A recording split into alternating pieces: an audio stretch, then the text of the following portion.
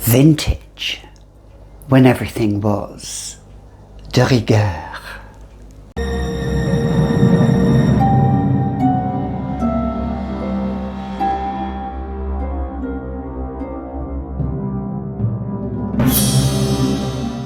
Hi, I'm Gabby and welcome back to another edition of the Fragrantician. Yes, where we talk about nothing but our fragrances. So in this edition, it is all about vintage fragrances, dark vintage fragrances. Maybe not so dark for Halloween, for this festive period, but let's wear these all year round. But I feel these fragrances showcase a little bit of the dark side. The first one I am talking about is Guerlain, and it is Bleu. This came out before the 1920s and 30s. Actually, this came out even before World War I in 1912. So it is over 100 years old. This bottle isn't, but this is when this came out. This is a bit of funk. It is. There's no two ways about it. It's vintage funk. It's powdery, little bit of iris, moody, blue. Well, l'heure bleue, blue hour, which when this came out, the inspiration, the idea for this fragrance was at the bluish hour when dusk falls and the vampires then come out to play. So yes, l'heure bleue. Do you hear the sirens? Are they coming to take me away? I already went and then came back. Maybe they want me again. I'm always in demand. But back to l'heure bleue. This is that quintessential vintage vibe fragrance. My grandmother wore it, so your mothers, your fathers, your grandparents, they all wore this. They wore this fragrance. It has a melancholy feel to it. Melancholic, yes, slightly withdrawn, but comforting. Slightly introverted, but maybe for the extrovert. L'heure bleue. The next one is the flapper girl herself, Louise Brooks, who inspired from the film Pandora's Box. Now I have a vintage bottle here, a vintage fragrance of Lulu Cacheral, but I don't possess, and I want to, yes, I want to possess that hexagon bottle that we all loved and remembered from the 1980s when it came out. So this obviously didn't come out in the Belle Epoque era of the 20s and 30s, but this could easily have been worn back then.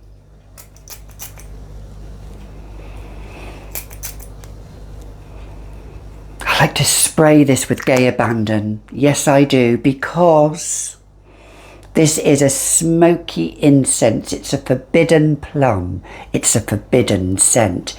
It is true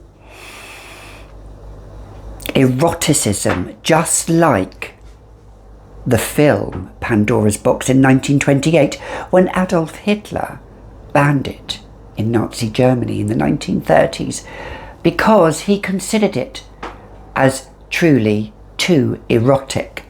You have to watch the film. It is a silent film, and Louise Brooks then retired and died in Rochester in New York in 1985 as an elderly woman back then, alone. Sad life, sad story. But this is inspired from her. This is fragrance. This is, as I say, dark, forbidden, but playful. Whereas poison is truly forbidden, this is forbidden, but it's gregarious, it's out there, it's dancing, the black bottom, as it was called, the black bottom. Yes, believe it or not. And it's just truly magical. Truly magical. Love it. Lulu. Do you know Lulu? By Cacharal. The next one is Everything and the Kitchen Sink, as we like to know it. It is Aromatics Elixir by Clinique, and although it came out in the 70s, again, I think I might have sprayed too much there. Yes, it is a blend of aromatics. I get clary sage in there. I also get oak moss, tons of oak moss. This is a reformulated formula. I don't wear it a lot, but it is recognisable. I've smelt this on others. I've even smelt this on a bride. So there we go. Don't discriminate these angelic fragrances for brides when you can have an equally dark, intoxicating vintage vibe. Because this is truly vintage. It is. It is your chypre floral. It is everything in there. Everything from the garden and more. There's spiciness. I think there's carnation in there. There's an abundance of everything going on in it. So, would you rock Clinique? Next one is vintage and powdery. It is Replica Lipstick On. Now, it's waxy, it's powdery, it's lipsticky. It's like applying that lipstick at the dressing table. That vintagey, powdery smell. I imagine Grace Kelly would have worn this. So it has a bit of a throwback, I would say, the maybe 40s or 50s. But even so, it's still vintage. Look at the juice.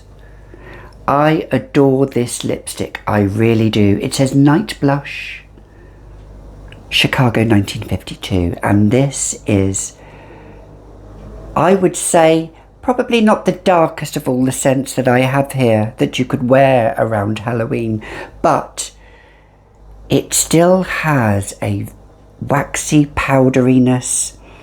It's almost slightly resinous as well. It's just truly magical. And it has that lipstick feel about it.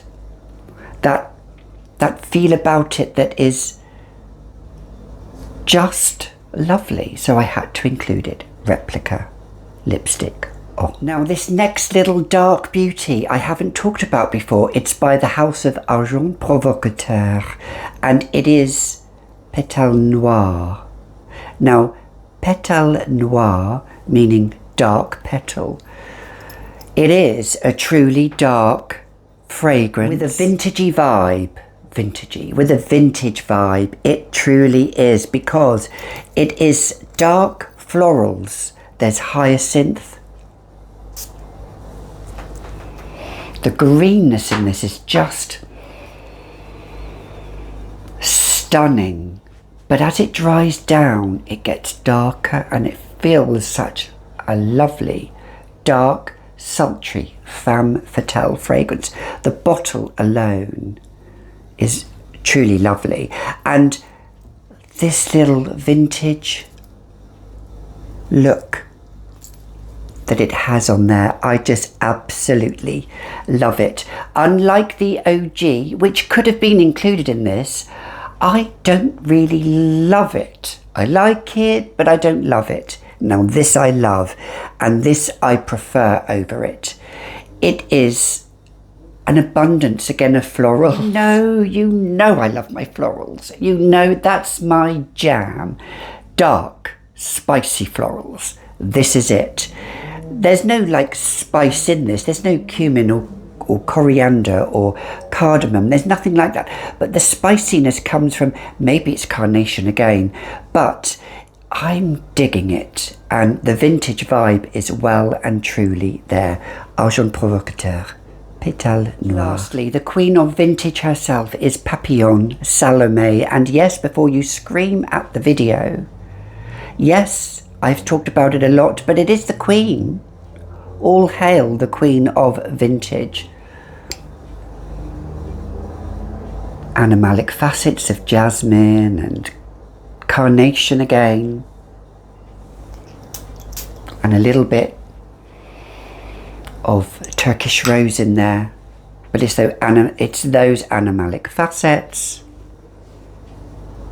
and the indolic jasmine that represents Queen Salome, who in biblical terms was mentioned, but also it has that Belle Epoque vintage vibe.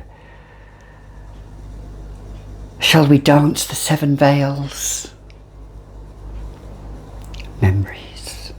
Papillon Salome. And as an added side note, I am going to quickly talk about Animalics by Aaron Terence Hughes. Now this is a fragrance you could wear on its own, but because it is a purely musk fragrance, it's a pure musk fragrance with a filth accord, I do believe. Oh God, I love that phrase, a filth accord. That, which is his signature, you layer this over any fragrance to make your fragrance project and last longer. Or if you want more of an animalic feel, wear this. This is Deadly Potion. 2 sprays is all you need of this. And then pop your fragrance on top. Necessarily with these fragrances, I wouldn't do that. But with other fragrances, if you want a bit of more of a kick, you want a feel of musk. Obviously, this is a synthetic musk, but it really projects the fragrance and the staying power is amazing, and you get those animalic notes pull through if a fragrance is too sweet for you. Aaron Terence Hughes Animalics. Only if you dare. So those were my vintage vibe fragrances for this Halloween festive period. What are yours? Comment down below. Next time, you've been watching another edition of the Fragrantician, and I'll see you all in the next video. Till then, unpleasant dreams.